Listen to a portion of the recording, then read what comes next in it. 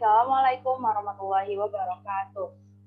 Kami dari kelompok 4 akan menjelaskan tentang pengelolaan perubahan organisasi dan inovasi yang beranggotakan Anissa Rizkia yang bertugas sebagai penanggung jawab presentasi, Salwa Zahratul Hayat sebagai presenter 1, Khairatun Hisan sebagai presenter 2, dan Munibul Kahfi sebagai editor. Next.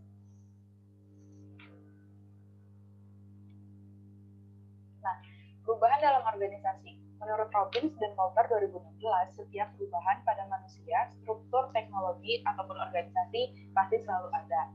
Nah, adapun karakteristik perubahan yaitu tidak konstan, tetapi terdapat variasi derajat dan angka perubahan, menghasilkan ketidakpastian, namun tidak sepenuhnya tidak terduga, serta menciptakan adanya ancaman dan peluang. Next.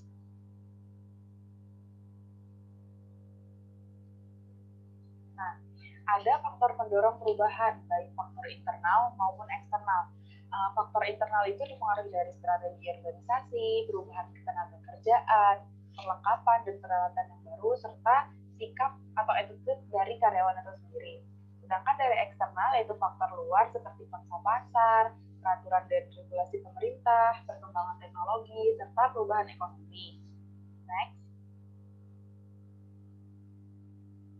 Nah, ada jenis perubahan yaitu jenis perubahan terencana dan reaktif, di mana perubahan terencana merupakan suatu perubahan yang dirancang dan diimplementasikan secara berurutan dan tepat waktu demi kegiatan di masa depan nanti. Sedangkan reaktif merupakan perubahan atau suatu respon terhadap peristiwa ketika peristiwa itu terjadi.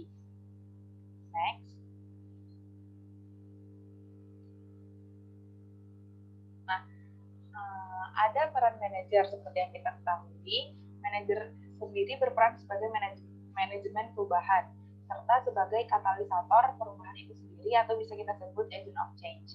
Nah, agent of change ini juga berperan sebagai agen perubah dalam konteks internal. Nah, lalu non-manager merupakan staf ahli atau tim ahli dengan keahlian khusus menangani perubahan. Nah, konsultan juga berperan sebagai agent of change, sebagai agen pengubah eksternal dan ahli penerapan perubahan. Next.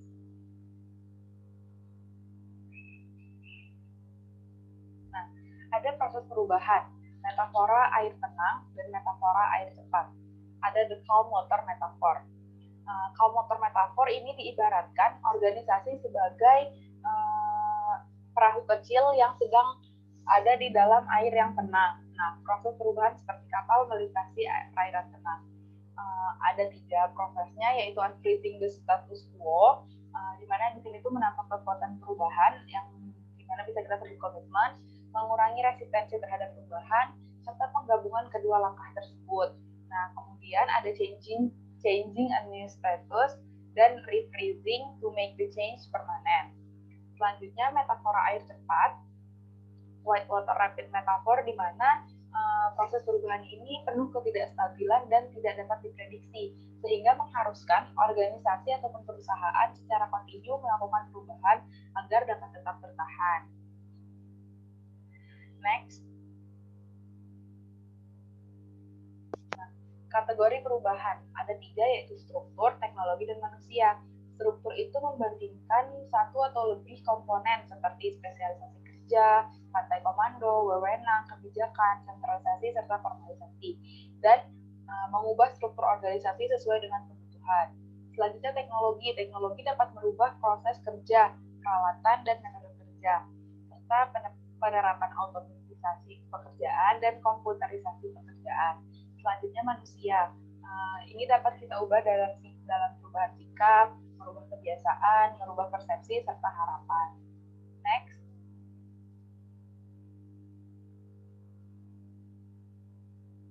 Ada teknik pengembangan organisasi. Jadi ini membuat effective interpersonal work relation. Yang pertama dari sensitivity training, kemudian team building, setelah team building lalu ada pengembangan intergroup, lalu ada proses konsultasi dan melaksanakan feedback atau evaluasi. Next.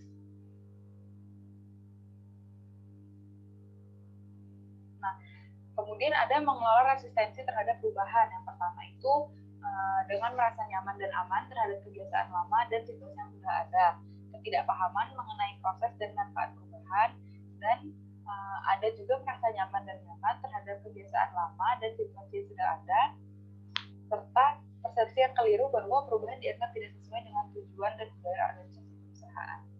Next. Selanjutnya ada aksi manajer dalam mengelola perubahan. Seperti yang kita ketahui, manajer tadi merupakan agent of change, di mana dapat melakukan aksi-aksi seperti edukasi, komunikasi, partisipasi, fasilitasi dan dukungan, negosiasi, manipulasi dan kooptasi, atau pemilihan anggota baru dari musyawarah dan pemaksaan atau koersi. Selanjutnya akan dijelaskan oleh teman saya, Pak Rizka, dipersilahkan. Ya, terima kasih, Salwa. Sebelumnya suara saya terdengar? Terdengar.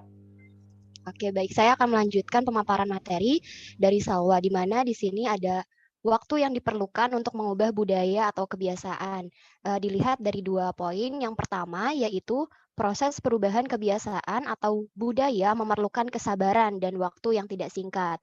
Kemudian poin yang kedua yaitu selain adanya sifat resistensi, perubahan tersebut harus dimulai dari unsur yang paling dasar, yaitu perasaan, aksi, perilaku tetap, gaya manajemen, sikap, dan akhirnya mengubah nilai.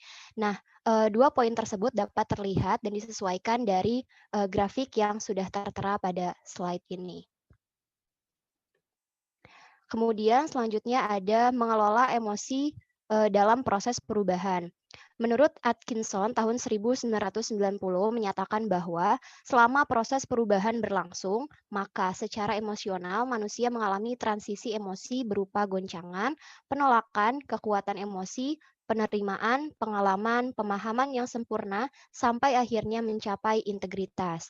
Nah, pemaparan dari Atkinson tersebut dapat disesuaikan juga pada grafik yang tertera di sebelah kanan slide.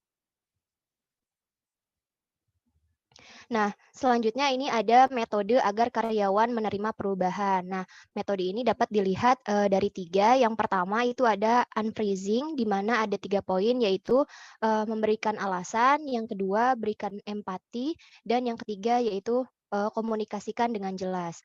Kemudian metode yang kedua yaitu ada changing, di mana poin-poinnya adalah yang pertama menjelaskan manfaatnya, yang kedua identifikasi atau pilih champion, selanjutnya mendapatkan masukan dari karyawan, selanjutnya perhatikan waktunya, kemudian pelihara keamanan pekerjaan, menyediakan pelatihan, hingga lanjutkan dengan langkah yang terkendali.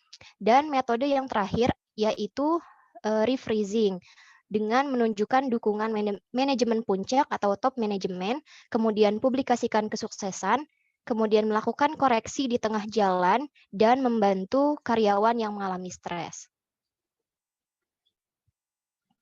Kemudian di sini ada deskripsi mengenai inovasi yang pertama, yaitu menurut Undang-Undang Nomor 18 Tahun 2002, inovasi merupakan kegiatan penelitian, pengembangan, dan atau perekayasaan yang bertujuan mengembangkan penerapan praktis nilai dan konteks ilmu pengetahuan yang baru, atau cara baru untuk menerapkan ilmu pengetahuan dan teknologi yang telah ada ke dalam produk atau proses produksi. Itu menurut UU nomor 18 tahun 2002.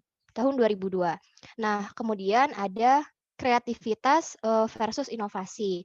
Jadi di sini kita bisa membedakan perbedaan di antara keduanya, di mana kreativitas itu kemampuan untuk mengombinasikan ide dengan jalan yang tidak lazim atau unik, sehingga menimbulkan perbedaan dengan yang biasanya dilakukan. Nah, kemudian untuk inovasi sendiri adalah hasil atau outcome dari proses kreativitas pada produk, jasa, ataupun metode kerja.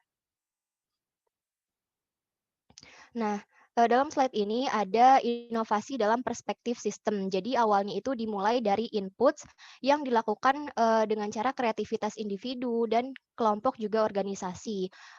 Kemudian akan berakhir pada outputs yaitu inovasi produk dan juga metode kerja. Nah, dari input menuju output tersebut ada transformasi yang mana adanya kreativitas lingkungan, proses, dan situasi. Nah, kemudian untuk menciptakan lingkungan yang tepat bagi inovasi, kita dapat melihat dari beberapa variabel, di mana yang pertama adalah variabel struktur, kemudian variabel budaya, dan variabel SDM. Saya kembalikan kepada Salwa. Ya, baik. Terima kasih, Rifan. Itulah presentasi dari kelompok kami. Kurang dan lebihnya mohon maaf. Wassalamualaikum warahmatullahi wabarakatuh.